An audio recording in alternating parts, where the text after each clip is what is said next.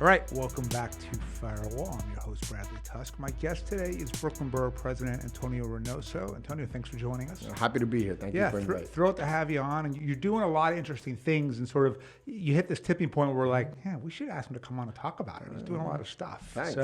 That is that's really good. So I want to start with sort of a conceptual question and then kind of drill down into all the different things you're working on, which is it's got to be a weird borough to run in the sense of, on one hand, it is the most popular, hottest, fastest growing, every superlative you could attach to it. And that's got to be fun and exciting. Yeah. And at the same time, because it's a giant place with millions of people, a lot of people who are struggling and need help in different ways. You got the migrant crisis, you got all kinds of different things.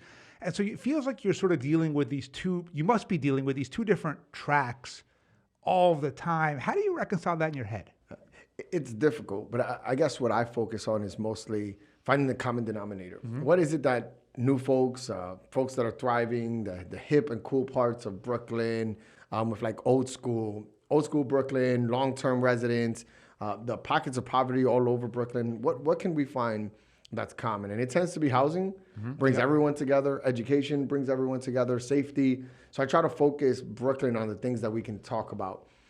Also, Brooklyn, you go to North Brooklyn, you go to South Brooklyn. They're completely different people with different needs. And I try my best to not be I don't believe in a Brooklyn for all. That's something that Eric Adams and Marty really push. It's like, not a Brooklyn for all, one Brooklyn. Right. Yeah. It's ridiculous to think that it's one Brooklyn. It's 100 different Brooklyns, and you got to treat them all in a way that supports them. And I just look for the common denominators, and I tend to find them and do all right. So what would be the characteristics that describe a South Brooklyn person, and what about a North Brooklyn person? Yeah, I feel like South Brooklyn is more, single to three family home, car owner. Yep. Doesn't have a train within half a mile away from them. Right. Is housing secure. Might be house rich, but what they call a cash poor. Yeah.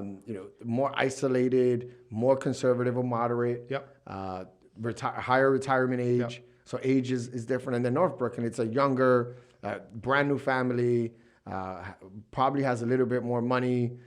So there's different types, but one is more progressive and liberal, and the other one's more moderate and conservative. That makes sense. Yeah, when I was a kid, we lived on Ocean Avenue, and it was exactly one of those groups there. And we're generalizing here, but that's right. With the number of people you have, there's a exception in every way, shape, and form in every single community. Exactly. So I want to hit a couple of things right in the news and then go to your agenda. So the mayor, about a week and a half ago, started cracking down on the illegal weed shops. And there's estimated about 3,000 or more of them. Your borough is obviously plagued with a lot of them. Yes. What do you think about it? And what's the process to get all of these closed in your mind? How will it happen? Yeah. So first, I'm not a big proponent of enforcement or policing in general. I think that there are other things that we can do to solve or to deal with safety. But in this one case, I think we're all universally aligned. That is shut them all down, and how fast can we shut them down? So I don't think that the state or the city is doing enough to shut these down. I think they're not being aggressive enough. This is the one place where a social justice component was instituted into a capitalist and a market world. For the license dispensary. Exactly. Right. So it's just in the one place we're doing it right, and where people that traditionally are not entered into these markets get an opportunity. That's where enforcement has to come in to take out everyone else. So I think we haven't done enough. I think the state should give even more power, and we should be more clear about what we won't or will allow. But the mayor said if he got the power that he currently has under the state, that within 3 months he'll get rid of 90% of these. So we got to give him those 3 months. Let him do his job. Policy wise, we might not be aligned in a lot of stuff, but the mayor and I on this are in lockstep. Yeah. So I know he's definitely they got a bunch closed in that first week. Yeah. It's obviously a challenge. One thing I think that even when you shut it down, they're going to test you guys, right? Yeah. And they're going to reopen.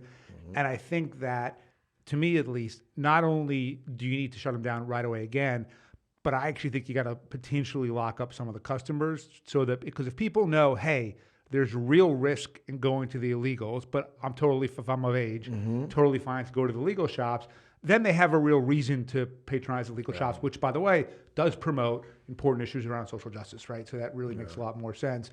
So it's interesting because there's the first phase of shutting them down, really important, and then there's no way, there's not going to need to be some follow-up simply because they probably, it's anyone listening to this podcast who's not in New York probably once has a hard time imagining that we've allowed thousands of illegal stores selling drugs to just operate and flourish. So my guess is the owners never thought they'd get this far anyway of the illegal shop. So they're going to test you guys. 100%. The migrant situation was something that we kind of felt like it dominated the news for a long time, and now a little less so. Is it simply because we just tend to move on to other topics, or has the underlying situation changed at all? So first on the going after the customers for the weed shops, I like to punch up. We should be going after the landlords. Like if For you're sure. the property owner, I'm all for that too. and if we find the property owners, guarantee they won't allow for another weed shop to go in there. That's not happening. The weed shops they come in quick, they pay their rent. I think we punch up, not punch down to the customers. Totally agree. Not just yet. Cool. Yeah. The second thing with the migrants, I think this mayor does a very good job at creating crisis. I feel like his most comfortable state is in a state of crisis. It doesn't mean that he can manage his way out of it or that he's a good manager of crisis, but he feels very comfortable in crisis. And what happened with the migrant situation is that it was a problem. And I think the mayor turned into a larger problem and made it into a crisis that was unnecessary, polarized the city, had people thinking that the money that they were receiving or food benefits or SNAP were going to migrants and not to them. Their kids are being displaced. Their jobs are all gone. I think that the mayor made too much of something. And now what we're seeing, the budget is not as hurt as we thought it was going to be. We seem to be in a good financial place. We need the migrants in some cases because there are areas of need in the workforce, in the market. So I think this was all orchestrated by the mayor. I don't think it was ever as bad as he said it was, and it wasn't. I think it panned out that way. And it's not that we're moving on. It's just that it's not a real problem that we can't deal with. And it's this idea, it's like New York, what is it? New York exceptionalism. We talk a ton about it. But when things get hard, like we run away from it. It's like, oh my God, the world is gonna end because all these migrants are coming in. Nonsense. New York kicks ass every single time, and we were gonna do it then. And I wish we would have had a mayor that would have come out and said, hey, very difficult, but we got it. We're New York. This is what we do. We're going to figure it out. He didn't do that, and it turned from a crisis to a non-crisis, something that we can manage. Why didn't we, or why can't we create a New York work permit? I understand that, the feds have been reluctant to do it for anyone other than people from Venezuela. But to your point, we have whole industries like home health care that desperately need more workers. You have people who clearly want to work. And by the way, all that would do is help the city with more tax revenue, right? Absolutely. So it's sort of a win-win-win.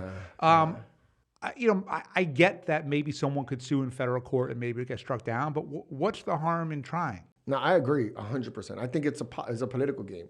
We hear rumblings about polls at the national level related to assisting migrants on anything.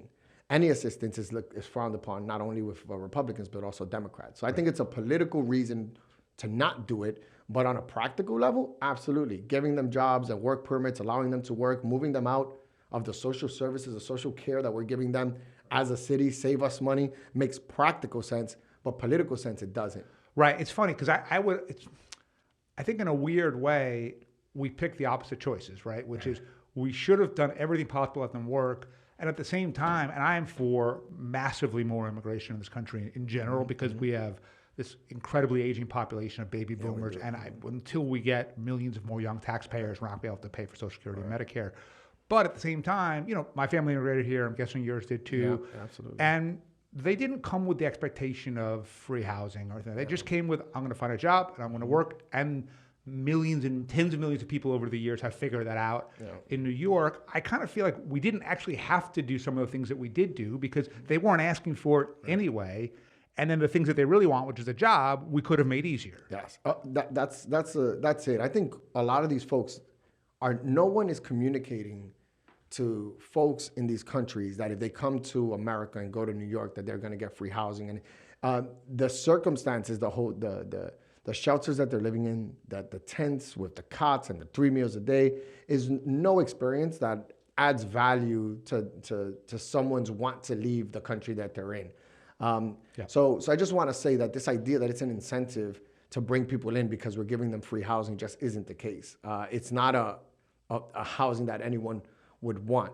Maybe there are other resources that we should have focused all of our resources on workforce development. I talked to the mayor about this. The mayor thought that this belonged to the federal government and that they were responsible for taking care of the migrants on all issues outside of the housing portion, which is what the city should be responsible for.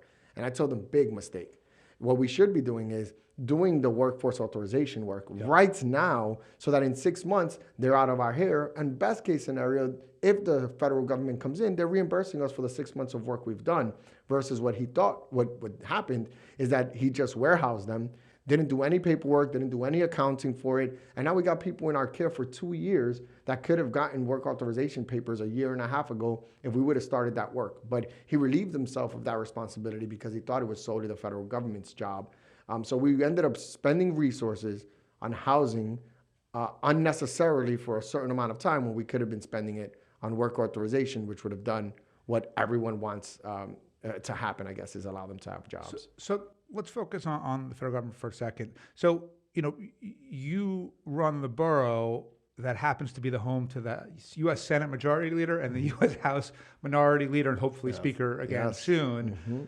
But then how do you feel like New York does in relation to the federal government? I mean, I remember when I worked for Chuck, we always had press conferences on we send them $1 and we get 72 cents back. Why aren't we treated better by Washington? I can't say. With all this power that we have, you would think that the money would be raining in, the resources, and it's just not. I just really don't feel like a lot of our top priorities are being met. I just think that people think it's New York City. They have everything they need. They're the richest city in the country. Like, why are we sending funding over there? And then we think about some senator in Oklahoma is getting tons of money for infrastructure projects that we could be using here for our roads, bridges, and all these other issues. I think it's New York City, California, those type of locations are never going to get their fair share just because they assume that we're rich states that don't need any support. Do you think in a weird way, Chuck and Hakeem, because they have to sort of keep these big conferences of people happy, and everyone's already a little insecure about New York and whatever else, that they almost have to go the other direction on it and be like, okay, the 6 Democrats from Oklahoma, or however many they are, I'm going to make sure that you get what you need. And in some ways, no one's banging the drum for New York because we are in the driver's seat. 100%. And then the pushback against the Hakeem or the senator, 2 people that I like deeply and that I want to succeed deeply. Who's going to push back against Hakeem and Chuck and say they're not bringing enough resources to our city? So because they're the most powerful people at the federal level, I also think there's a limited amount of accountability that is pushed on them.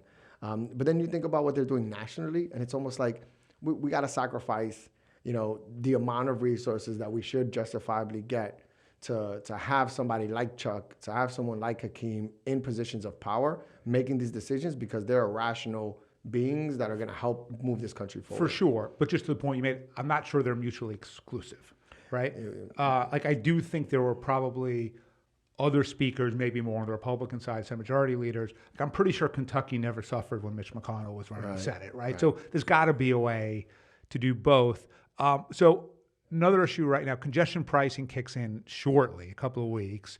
How do you feel about it? Because I feel I could see you taking either side of it and it making sense to you. Yeah, well, I was pitched congestion pricing when I was a chief of staff to Councilwoman Diana Reyna by Jeanette Sadi Khan and Bloomberg. It was like 06 or something, right? Yeah, I was not brand new to the office, but I've been there for 3 years.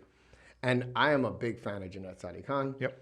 And I was sold faster than you can't even. She came in and said congestion pricing. I was like, I don't know what it is, but I'm pretty sure I'm going to love it because I trusted and respected her. Mm-hmm. Since then, I've been an advocate for congestion pricing for quite some time. It's the right thing to do. I think every time we add an exception and we water it down, we can fail. And the problem I have is that if we do it the right way, we keep it tight, people will see the positive aspects of congestion pricing. As we continue to water it down and make these exceptions, you're going to see it's not going to do exactly what we wanted it to do because we're we're building a system, or we're allowing for other people to influence that don't want it at all. So in this effort to compromise, we don't get all the results. We're watering it down, which then disproves the underlying Exactly. theory. So that's my biggest concern. And what do you say to those, like when you were describing the typical South Brooklyn resident, absolutely. and one of the things you said was doesn't necessarily live that close to a subway, when they say to you, look, I have to drive to Manhattan to work, and now you're going to make my life a lot less affordable, what's the right answer to that? You don't need to drive to work. It's the goal here is that we're making public transit more accessible to you. So we're talking about express bus service. Maybe you drive to the closest train station, and then you're talking about a fast, reliable, safe, and clean MTA system, so that the alternative is something that's like viable for you. Right now, that's not the case. They have an unreliable, unsafe, dirty subway system that is not a good alternative to being alone in your car listening to sports radio while you get to work. So, and do you feel confident enough in the MTA that with this revenue they will use it really wisely? And not those one results? bit. Not that's even where close. I was. Yeah. The thing here is that I'm from the Dominican Republic, and in the Dominican Republic, corruption is normalized in the Dominican Republic. Yeah. And the last administration in the Dominican Republic steals like 50% of the money, and you can tell. This administration steals like 15. And we're like, wow, that's really good, man. Like, these are great people. We're so excited. But I feel like with the MTA, it's the same way that, we're not going to get everything we want, but even a 30%, even 40% of that money going to the right places is going to make a big difference. But anyone that is confident that the MTA can manage the amount of money that they're about to get is not being honest, or it's being ignorant. But again, I'll take a percentage of growth and more money infused into it than not. It's funny. That's basically my underlying argument for universal basic income. Yes, something else I support. Right, We're in a different way, but Yeah. fundamentally the same thing. The money it's just people are going to spend it more wisely themselves than having it go through 8 different programs and processes first. You're right. Presumably at some point you might run for mayor. I have long held the view that New York City should control its own mass transit. In fact, I remember the biggest fight that Mike Bloomberg and I ever had was when I was running his campaign in 2009. I tried to convince him to make this the centerpiece of the campaign, and he didn't want to hear it. And I sort of said it one too many times and really got the shit kicked out of me. But I still think I was right and he was wrong. Why shouldn't we control our own destiny, especially when, I know this for a fact from polling, the voters blame the mayor anyway. That was the point I made to Mike. You're taking all the blame here without the opportunity to make it better. Do you think we should control our own mass transit? So I would say this. I wasn't the greatest fan of Michael Bloomberg. I thought he based his work almost exclusively on data and lost out on like a human aspect of the city of New York. That's what I believe. Sure. But one thing he knew how to do was plan. And I am crazy about planning. I did a comprehensive plan for Brooklyn. It's the first comprehensive plan that's ever existed in the city of New York. I think Plan NYC was like an attempt. Bloomberg knew he came in. He's an executive, understands how these things work. He's like, where is the plan? There is none. So he tried to do it with Plan NYC the best he could under the circumstances and the rules available to him under the charter. So planning is important. If Bloomberg was in charge of the MTA, that's something I could pitch and support. Right. But we have too many other leaders in our city that I would never leave the management of the MTA. You don't want Udonis running the subways? The mayor, I don't want the mayor running this. And it's like, with all due respect to him, he hasn't. What if you were mayor? I think if I was mayor, I would be more than happy to take on the MTA. But I think I'm just a manager. I have a manager mindset. And I understand that a lot of the work of being a mayor is just management and it's less about politics. And I feel like this mayor is like just sucked into politics all the time.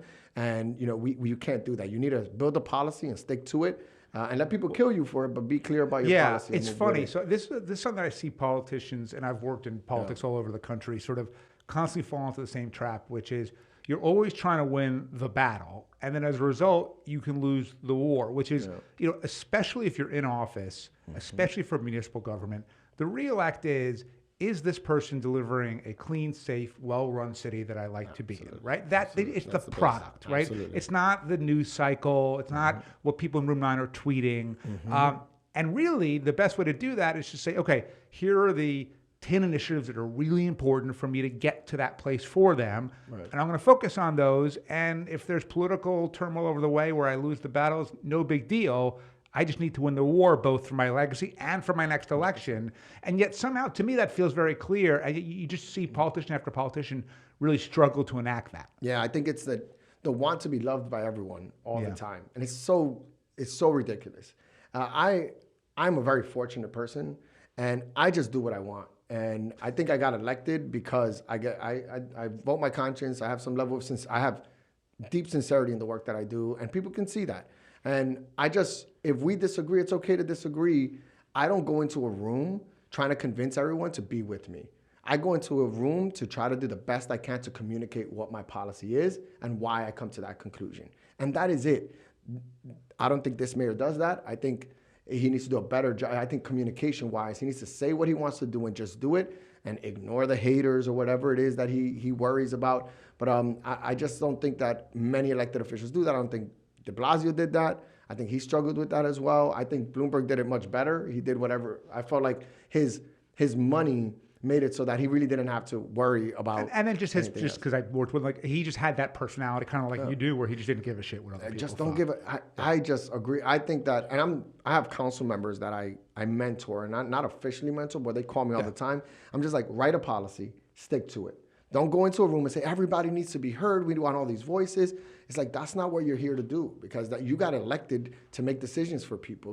They chose you to be their leader, to be their voice. Just be clear about what it is that you're going to lead them through, and then try to guide them through it. Versus they're making like this direct democracy model in the city of New York that is not functional for management. It's good for a council member, maybe. It might be good for an assembly member, but for a mayor, that's not how you can operate. You got to make decisions, build policy, and stick to it. And by the way, if you do that consistently, people will respect it. Even if they don't like it, they will respect it. I have people I had areas in this borough that if I got 4% of the vote in those election districts, it would be a lot. And I in the next election, I can sit here and say they still disagree with me. And I'm going to have numbers that you won't even believe, because they respect me now. They're like, I disagree with all the bike lanes. I disagree with all the MTA and the congestion pricing. But he's honest with us. He doesn't lie to us. He doesn't do double takes. He's not flip-flopping. He sticks with it. And he looks for common denominators. I find what they really need is like, you don't care about bikes. I do. Let me work on that. But what you do care is about this. Let me show you how I'm going to help you do this. And just move it. But which is, by the way, also you talked about selling a few minutes ago. Yeah. That's what it is, right? Yeah. Understanding what the audience needs and cares about, and how do you help them with what they care about to get what you care about. 100%. I just think we're not doing that too well right now. So good segue into your housing plan, because you mentioned planning, and clearly one issue that requires lots of planning is housing. You and Mark Levine have embarked on an ambitious affordable housing plan. Just explain it to the listeners. Yeah, so shout out to Mark Levine from arguably the second greatest borough in the city of New York. Look, we think supply is deeply important. And we're looking at Minneapolis mostly and seeing the model that worked there, where they have deep, strong tenant protections alongside significant housing growth. And we're seeing that rents went down, not stayed the same, they went down. And then we look at what happened during COVID. During COVID, all those folks left. Landlords were fighting for tenants versus what's happening now, where it's like tenants fighting for landlords. And I just really feel like if we could recreate that scenario, that rents could go down. But can we build 200,000 units in a year in the city of New York? I don't know. But I feel like if we have these universal or citywide tax amendments, that we might have a chance. That if we allow for everyone to build a little bit, we can start dealing with the supply and demand conversation. So I still care about good cause or anti-eviction work, tenants protections and tenants laws. But I also think that the supply side is a part of the solution, and we need to be doing both of them. Right. And that's not, they're leveraging each other versus both being a part of the solution. You're obviously a proud progressive. I would say that it seems to me that there's sometimes, not with you, but in the progressive community, a little bit of disconnect, which is everybody wants affordable housing, but you can't have unlimited community reviews and environmental reviews and always require union labor and build housing at anywhere near the pace we need to. Right. How do you think your world is reconciling that? It's not. We're struggling right now, and we're trying to figure out what I do. I have a policy.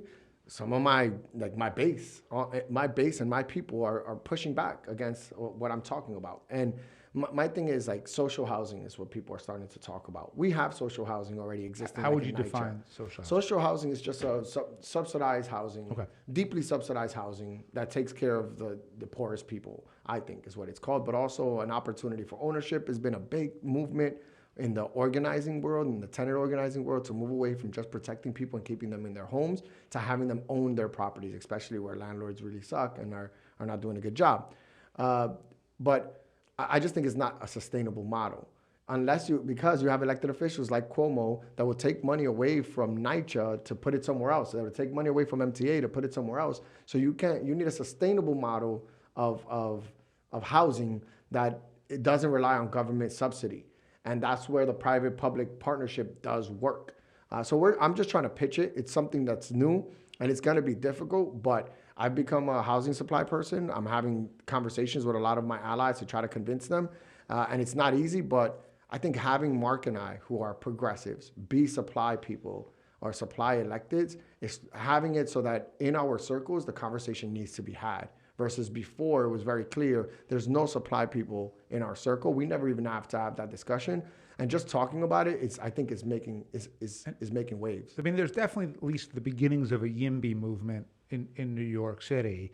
As you're going around talking to people, like, are you trying to figure out how do I build a movement around this? Because ultimately, it's one of those things where I think most people, would agree with everything you just said. I understand that some progressives may not. But at the same time, it's one of those people assume they can't do anything about it. But if enough people said, yes, we all would benefit from more affordable housing, so what do you need us to do? They might act. Yeah, I agree. That's why we built this housing league. I have a housing league that I did alongside Eric Botcher, the council member from Manhattan. And the idea there is to give electeds cover, or that there's a lot more of us than we think, but we're all worried because our circles might not be open to it or haven't had this conversation yet. And because your primary turnout is so absurdly low that you were really hostage to specific groups. We were talking about FAR, like, what is it? The FAR increases in Manhattan, the cap, FAR cap. Like, it's crazy. That is unbelievable that we were negotiating against FAR caps. And using that as like a basis or solving for the affordable housing crisis that we have in the city of New York. And that is unacceptable. And somebody needs to tell these elected officials that are using that as leverage that it's unacceptable. And when it comes from a brown boy from Brooklyn that is progressive, it sends a better message than like the Suffolk County Republican, right? Like, I think that's the point here. It's just like, we need to talk about why the FAR cap is nonsense and we got to do away with it. And it's coming from me, and I am a progressive, a true progressive that has passed 13 laws through the Stand for Tenant Safety Act when I was a councilman. Like, I am a progressive, pro-tenant person, and I'm having this conversation. And my thing is shaming people into doing the right thing. It's just like, we're not going to let you rock and use these nonsensical excuses. Like, it's real. It's really happening in Brownsville, and that is real. I'm not going to let an Upper West Side elected official use the argument that Brownsville people are suffering, and that's why we're not going to do something in the Upper West Side. It's just like, those are two different conversations. You're not going to be able to walk away with right. that. And what they don't want to, because they think that then gives them some level of consistency where they're for affordable housing, but they're also in no way risking pissing off the community board because they're saying, I'm doing it for the people in a different borough. Yeah. Bullshit. Yep. You're doing it for your 100%. next primary. Not with me. So if I gave you a magic wand, okay, Antonio, you're the king of New York. Give me 3 macro housing policies that would really change the equation. What would they be? First one is no single family zoning in the city of New York. I don't know exactly what it would be, maybe an R3, but the least you can do is a 3-story building in the city of New York. Okay. That's the first thing, getting rid of all single family zoning. You can have your single family house. I want to be clear with this because I got beat up for this in the past. You can have your 1-family home. That's a choice you make, but we're going to allow you to go 3 stories if you want. No parking requirements, no anything. You can build a 3-story building off the bat. So that's the first thing, is that everyone has the authority to go up 3 stories, minimum. And there's more complicated things like parking requirements that I don't want to make part of my 3 big things. Okay. The other thing is... We'll grandfather those in. There you go. Exactly. Yeah. The other thing is looking at the down zonings that happened under the Bloomberg administration. and seeing whether or not we have to undo those. I think that they're causing a lot of trouble. I think that they're mostly in white, affluent neighborhoods, and those folks have to be a part of the greater good. So I think it's reopening, landmarking, upzoning everywhere. and downzoning. Yeah. Yes, those are two. And then the last one is doing a more concerted effort to pitch rezonings in white neighborhoods in an effort to I think if we show people, if in Sheepshead Bay, if in Midwood, if in Bay Ridge, we're having significant amounts of growth, then going to these opportunity areas is what they used to call them, going to poor neighborhoods and saying they have to do their part. It's like, you're not doing it by yourself. There are these other neighborhoods that are doing it, and it just builds more trust. Right now, there's no trust because they happen almost exclusively in these black and brown neighborhoods.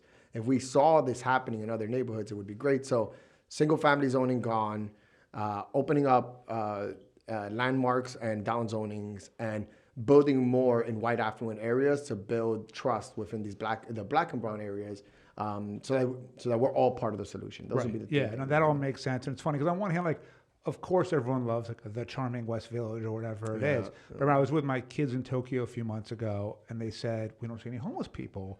And we were at the top of a building, and I said, look out and tell me what you see. And basically, it was kind of ugly, but 12-story buildings for as far. But you know what? As a result, they have enough housing. Absolutely. That's how Barcelona is. And that's what I think. I don't think we need, I talk to like Bay Ridge. I'm like, I'm not trying to build a 20-story tower in Bay Ridge, but I want 5 stories everywhere. Right? Like, let's do modest density everywhere and do it all over Brooklyn. And that is really going to help us. And just having that conversation is very difficult because people just don't like change. It doesn't matter if it's housing. It doesn't matter if it's education. It doesn't matter if it's transportation. It doesn't matter what it is. Change is scary. And why you elect the leaders is so that they can mitigate and assist you through that change, not stop it from happening. Maternal health. Yes. Why is that an important issue to you?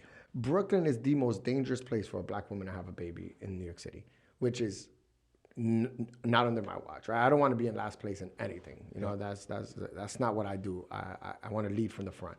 But New York City is the richest city in the richest country in the world. And for us to have a maternal health problem at all is absurd. And the problem is that the policies and elected officials and the people that can actually change this from happening, they keep working at the margins. There will be an announcement for $1 million for a maternity health unit here.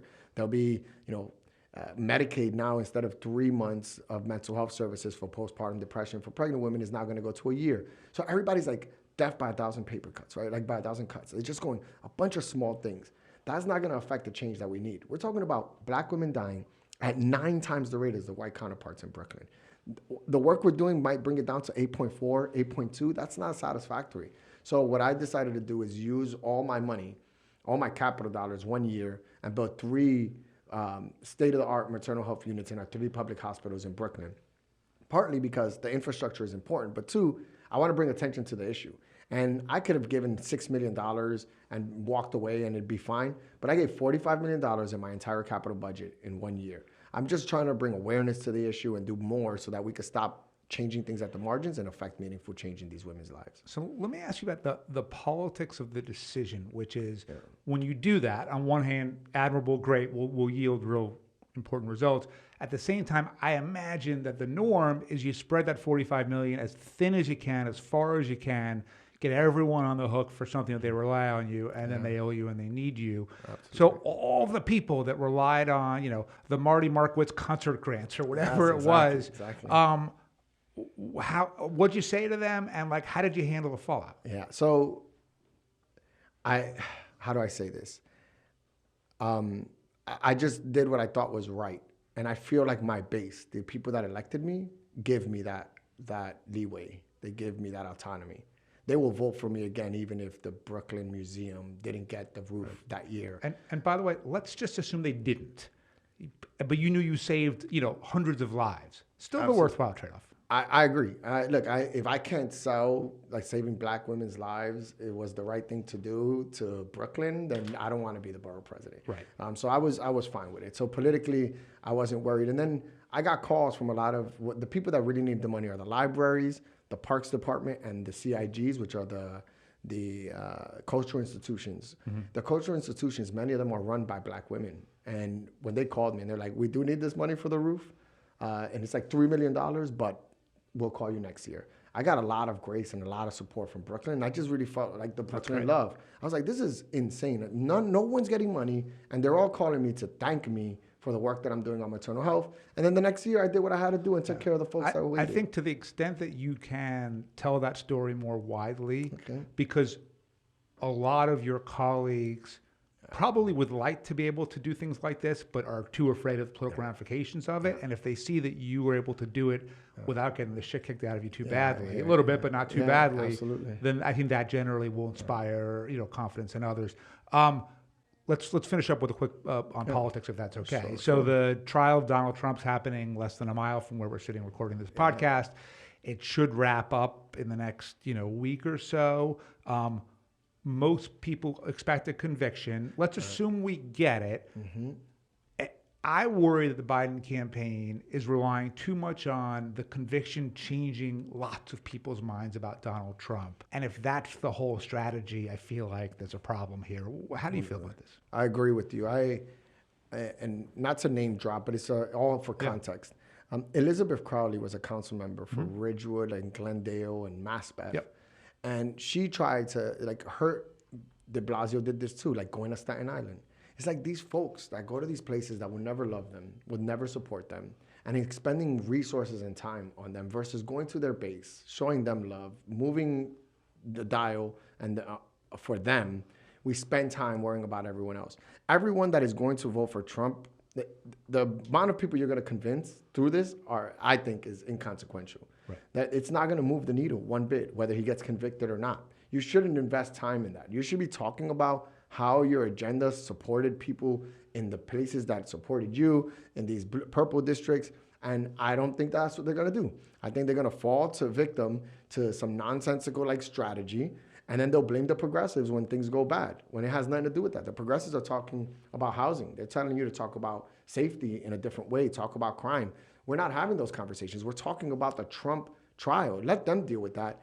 Let it be mud on his face, but I think we should be focused on our base, talking to our voters, making sure they get excited so that they could come out, because I think turnout is going to be the biggest problem for us.